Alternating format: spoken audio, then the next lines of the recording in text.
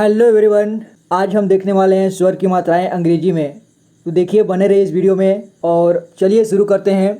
तो देखिए, आपके सामने स्वर रखा हुआ है। ये जो है अ से लेकर के पूरे आहा तक है, ठीक है। तो इसको आपको याद होना चाहिए। इसके बाद अंग्रेजी में जैसे अ का ए होता है और आ का डबल ए, और छोटा ई का आई, बड़ा ई का डबल ए, छोटा ऊ का यू, बड़ा ऊ का डबल ओ, री का आर आई, और ए का ई, आई का ए आई, ओ का ओ, औ का ए यू। औ का देखिए ए यू भी होता है और ए ओ भी होता है, ठीक है। तो यहाँ पर ए यू लिखा हुआ है। अंग का होता है ए एन, अह का होता है ए एच। और जिस तरह से आप नीचे देख सकते हैं, जैसे कि यहाँ पर आ की मात्रा लिखा हुआ है, ठीक है, और यहाँ छोटा ई की और यहाँ बड़ा ई की। तो ठीक उसी तरह अंग्रेजी में भी आपको अगर मात्रा लगाना होगा तो आप आ की मात्रा क्या लगाएंगे, ये इंग्लिश में जो दिया हुआ है डबल ए, उसको लगाएंगे, ठीक है। और अगर आपको ज़रूरत हो छोटी ई की मात्रा लगाने की तो अंग्रेजी में आप कैसे लगाएंगे, इस तरह से, यानी कि आई, ठीक है। और बड़ी की मात्रा लगाने की बात आई, अंग्रेजी में आप क्या लगाएंगे, डबल ई, ठीक है। और ऊ, यहाँ ऊ देखिए, ये है ऊ की मात्रा, और आपको अंग्रेजी में लगाना है ऊ की मात्रा तो आप ऐसे लगाएंगे, यानी यू, यू लगाएंगे, ठीक है, यू लिखेंगे। और बड़ा ऊ की मात्रा हिंदी में ये रहा और अंग्रेजी में डबल ओ, ठीक है। और री का देखिए, ये री की मात्रा है, ठीक है, ये री की हिंदी मात्रा ये छोटा सा ऐसा है। और अंग्रेजी में आप री को क्या लिखेंगे, आर आई, ठीक है। जिस तरह से र का आर होता है उसी तरह से ये भी र से री इसी तरह से अंग्रेजी में होता है, ठीक है। और ए का ई, ठीक है, अंग्रेजी में ई है। और ए की मात्रा यहाँ आप देख सकते हैं। और आई देखिए, ये आई है और अंग्रेजी में उसका ए आई होता है और ये इसकी मात्रा है।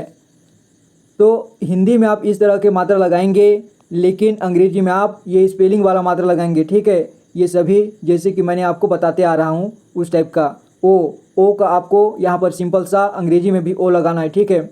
और औ का ए यू, ये यू लगाना है, ठीक है। अंग का ए एन, ठीक है, ए एन। आह का ए एच। देखिए, आपको ABCD स्मॉल लेटर और कैपिटल लेटर में आना चाहिए, ठीक है। अगर आपको नहीं आता है तो मेरे चैनल पर जा कर के आप देख सकते हैं वीडियो।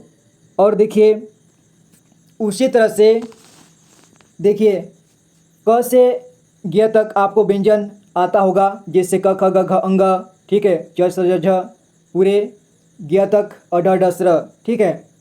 तो उन सभी व्यंजनों में क्या है, अ का स्वर होता है, ठीक है, यानी अ का साउंड आता है। जैसे क, ख, ग, घ, अंग, ठीक है, उस तरह का।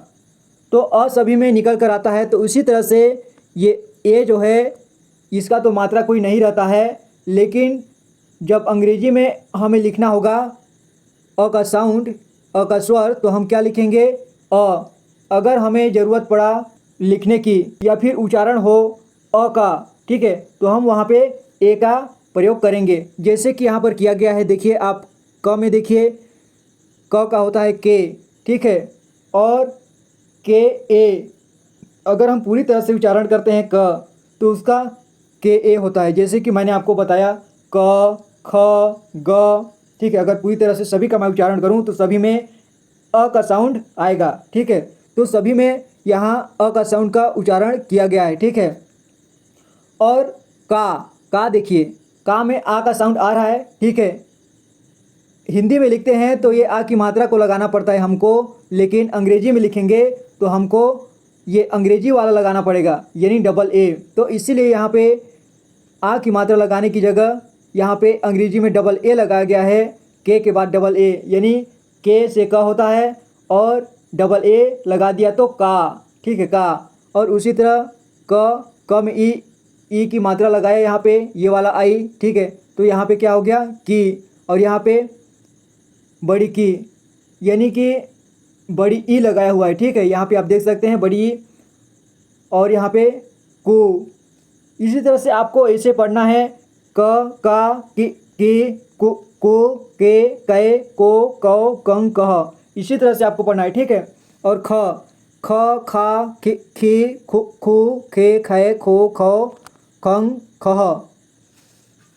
देखिए आप एक दो लाइन को अगर पढ़ लेते हैं पूरी तरह से और लिख लेते हैं तो आप पूरे को आसानी से पढ़ लेंगे, ठीक है। क्योंकि एक ही तरह का मात्राएं सभी में लगाई जाती है।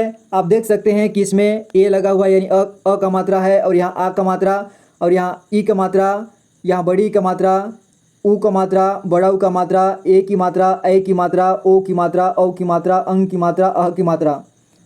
इसी तरह सभी में लगाया गया है, ठीक है। ये ए की मात्रा, अ की मात्रा, आ की मात्रा, ई की मात्रा, बड़ी की मात्रा, ऊ की मात्रा, बड़ी ऊ की मात्रा, ए, ऐ, ओ, औ, अंग, अह। इसी तरह से आपको सभी को याद हो जाएगा, ठीक है। एक दो लाइन को याद कीजिए आप अच्छे से, आपको सभी को आ जाएगा, ठीक है।